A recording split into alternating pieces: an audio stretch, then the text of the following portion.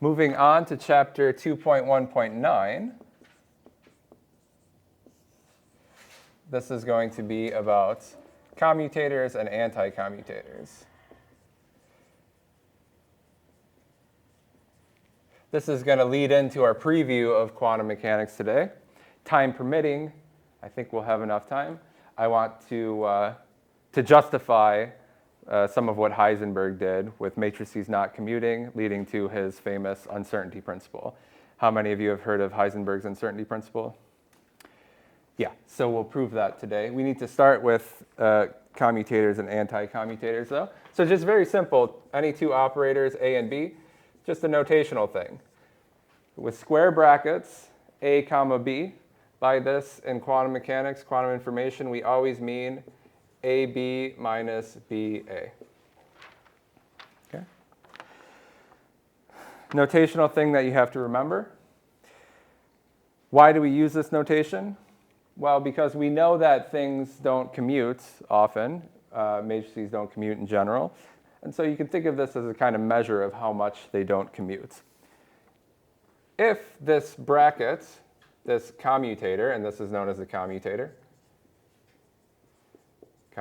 of A and B, if this is equal to 0, this is equivalent to the matrices commuting. Okay? So if this is 0, then AB is equal to BA, the matrices commute. That's a commutator. We also have an anti-commutator, and we use another bracket for that, but a different type of bracket. For the anti-commutator, we use a curly bracket, and still the notation A comma B. So again, just notational things you need to remember. This is what we use. This is defined as, again, this is the definition. This is defined as AB plus BA. So the anti-commutator, anti, opposite sign, we're changing the sign, AB plus BA. If this is equal to 0, AB is equal to 0, then it's the case that AB is equal to minus BA, and we say that A anti-commutes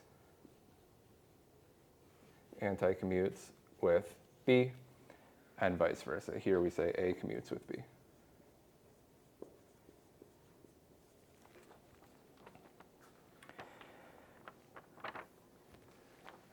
So in addition to these being useful measures of, how much something commutes or anti-commutes with something else, it also leads to an important theorem. And in order to state that theorem, I just need one more definition, which is when two matrices are simultaneously diagonalizable. It's a fun one to say. So if A is diagonal in some basis, and I'm going to have that basis be I, this means that A is equal to a sum over, here I'll use AI, cat I, bra I. And this other matrix B is diagonal in the same basis. So the eigenvalues can change, but the thing is I want the basis to be the same. So these two bases are the same. I is the same basis.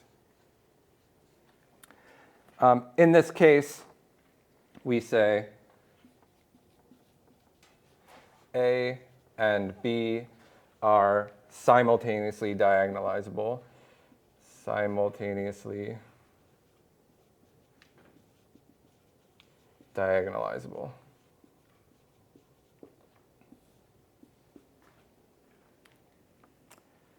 I'm like 80% sure I spelled that right.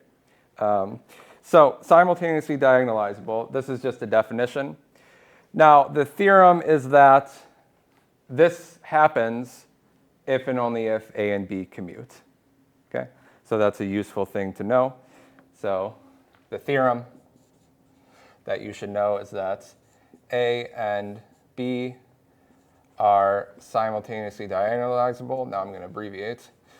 If and only if they commute. A, B is equal to 0. Okay. I'm not going to prove this one for you in class, but I will note that the proof is on page 77 of the textbook which I abbreviate in the syllabus and I will on the board, is Nielsen and Chuang. Nielsen and Chuang, two authors, page 77 of the textbook.